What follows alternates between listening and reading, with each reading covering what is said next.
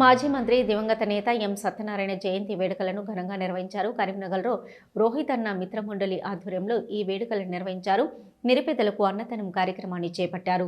ఈ కార్యక్రమంలో వృద్ధాశ్రమంలో పండ్లు పంపిణీ చేశారు, అన్నదానం చేశారు. ఈ సందర్భంగా అబ్దుల్ రెహమాన్ మాట్లాడుతూ కరీంనగర్ ఎంఎస్ఆర్ విగ్రహాన్ని ఏర్పాటు చేయాలని కోరారు. ఈ కార్యక్రమంలో పలువురు పాల్గొన్నారు.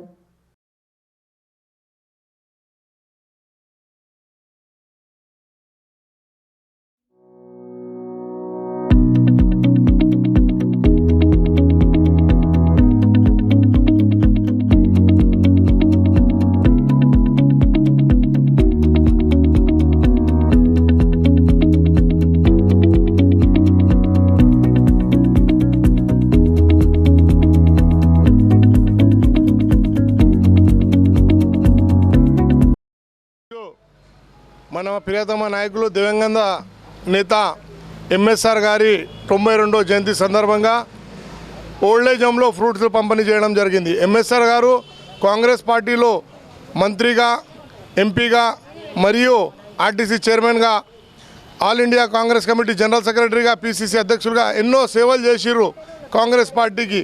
అలాగే కరీంనగర్ ప్రజలు కూడా ఎన్నో సేవలు చేసిర్రు ఎంఎస్ఆర్ గారు. ఎంఎస్ఆర్ గారిని మరవలేము. ఎందుకంటే ఈరోజు మున్సిపల్ కార్పొరేషన్ అంటే ఎంఎస్ఆర్ గారు తీసుకొచ్చిన చెరువ. అందుకే ఈరోజు మేము ఎంఎస్ఆర్ గారి జయంతి ఘనంగా జరుపుకున్నాం. అలాగే ముందు ఎంఎస్ఆర్ గారిని ఆశయాలను మనం గుర్తుపెడుతూ మేనేని రోహిత్ రావు గారి నేతృత్వంలో ఎంఎస్ఆర్ గారి స్టాచ్యూ కరీంనగర్లో పెట్టాలని మన మంత్రి గారిని, అలాగే సంబంధించిన మన జిల్లా మంత్రులకు, అలాగే కార్పొరేషన్ మన చైర్మన్లకు కూడా మనం ఈరోజు సందర్భంగా మేము విజ్ఞప్తి చేస్తున్నాం. ఎంఎస్ఆర్ అమర్ రహే. దివంగత నేత, మాజీ పిసిసి అధ్యక్షులు, మాజీ పార్లమెంటు సభ్యులు, మాజీ మంత్రివర్యులు, మాజీ ఆర్టీ చైర్మన్ ఎం సత్యనారాయణరావు గారి యొక్క జన్మదినాన్ని ఇవాళ జిల్లా వ్యాప్తంగా ఘనంగా జరుపుకుంటున్నాం. కాంగ్రెస్ శ్రేణులందరూ పాల్గొని ఎంతో ఉత్సాహంగా ఈ యొక్క జన్మదినాన్ని జరుపుకున్నాం. వెదిరే గ్రామంలో కూడా జన్మదినాన్ని జరుపుకున్నాం. వారు చేసినటువంటి రాజకీయ సేవలు ఈ జిల్లా అభివృద్ధి కోసం కానీ అన్ని రంగాలలో ఎంతో అభివృద్ధి చేశారు. ఎల్ఎండి నుంచి మొదలుకుంటే ఎన్టీపీసీ వరకు, ఇక్కడ టీవీ స్టేషన్ కానీ, బీటీఎస్ అంటే ఇప్పుడు ఉమెన్స్ కాలేజ్ కానీ ఎన్నో రంగాలలో అభివృద్ధి చేసినటువంటి నేత. ఆర్టీ చైర్మన్గా జిల్లాల రవాణా సౌకర్యాన్ని ఎంతో మెరుగుపరిచినటువంటి నేత. ముక్కుసూటి మనిషిగా ఎంతో పేరున్నటువంటి మహానాయకుడు.